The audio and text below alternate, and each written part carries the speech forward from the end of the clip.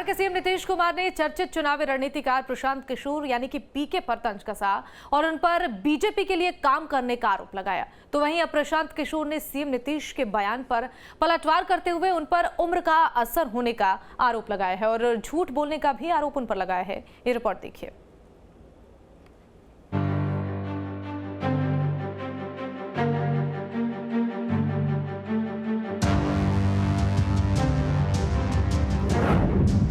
CM Nitish का पीके पर वार।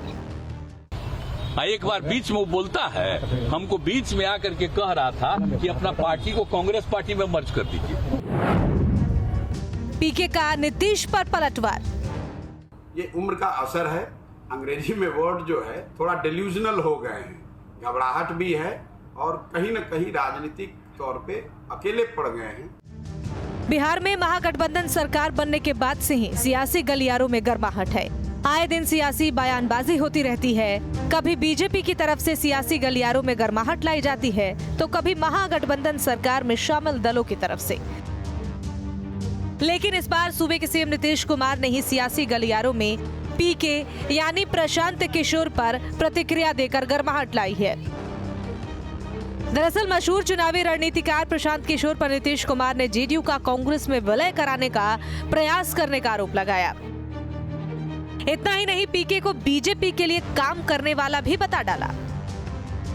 उनको जो मर्जी बोलते रहे, हम लोगों को कोई लेना देना नहीं है। और एक बात तो अच्छी तरह जान ही न गए हैं भाई, हम तो दिल्ली में भी अब पटना में भी करा दिए, कह दिए एक बार। हम क्या रोज रोज बोले?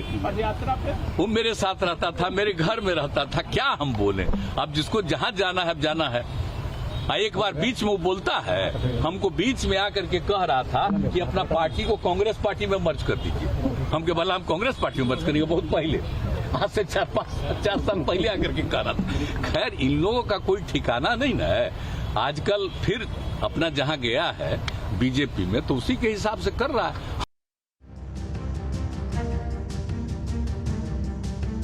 वहीं प्रशांत किशोर ने सीएम नीतीश कुमार पर करारा पलटवार किया है। सीएम नीतीश पर उम्र का असर होने की बात कहकर प्रशांत किशोर ने नीतीश कुमार पर तंज कसा है। साथ ही ये भी कहा कि नीतीश कुमार कहना तो कुछ चाहते हैं लेकिन बोल कुछ और देते हैं।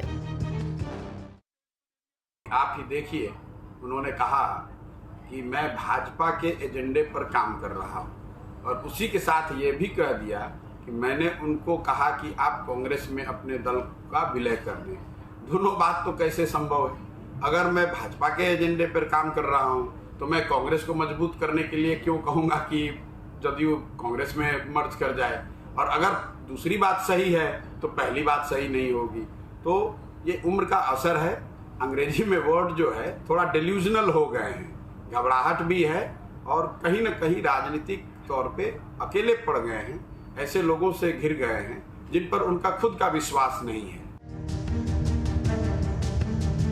बता दें कि प्रशांत किशोर पूरे बिहार में जनसुराज यात्रा के तहत भ्रमण पर हैं और लगातार जनसंपर्क साध रहे हैं। पीके के निशाने पर बिहार की लगभग सभी राजनीतिक पार्टियां हैं।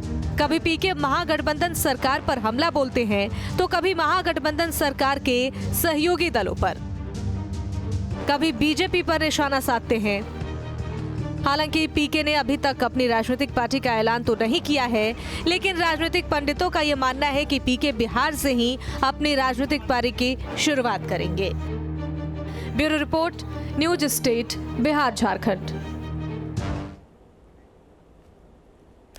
जनसुराज पदयात्रा के दौरान प्रशांत किशोर ने तेजस्वी यादव पर बड़ा हमला बोला है और लालू के परिवारवाद पर तंज कसते हुए कहा कि आपके 9वीं पास बच्चे, उनको चपरासी की नौकरी भी नहीं मिलेगी और वो आज उप मुख्यमंत्री बने हैं।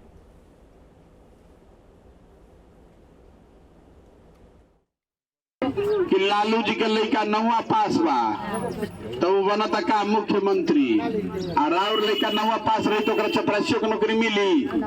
बताई दे रहा, मिले के चाहिए ना मिली। लेकिन जेकर बाबूजी विधायक बाड़न, जेकर बाबूजी मंत्री मुख्यमंत्री बाड़न, उनकर लड़का 9वां फेल रही तो ओकरा नौकरी मिल जाये। हमार राजा बन के रही।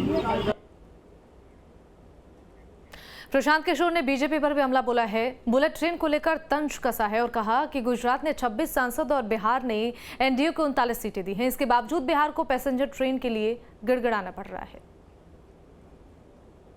के लड़कों को यहाँ से काम करने के लिए गुजरात जाना पड़ता है। आपको मिलना चाहिए कि नहीं बताइए।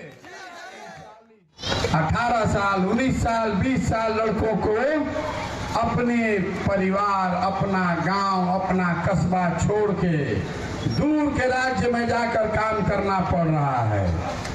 उसको पर्व त्योहार में भी घर आने का अवसर नहीं है। अगर वहां बीमार पड़ जाए, आप यहाँ पर छटपटा कर रह जाइएगा, उसको कुछ मदद नहीं कर सकते हैं, है ना। अभी हम आ रहे थे, सुबह सुबह हमको एक सज्जन मिले, बूढ़े आदमी आए ये बताने के लिए कि भैया हमारा लड़का कश्मीर में काम करता है, गोली लग गई है, अस्पताल में भर्ती है, कुछ मदद करा दीजिए। हमने उनसे पूछा कि कितना पैसा मिलता है, वहाँ क्या करता है? बोले वही कोई 400-500 रुपया कमाने के लिए, मजदूरी करने के लिए गया है।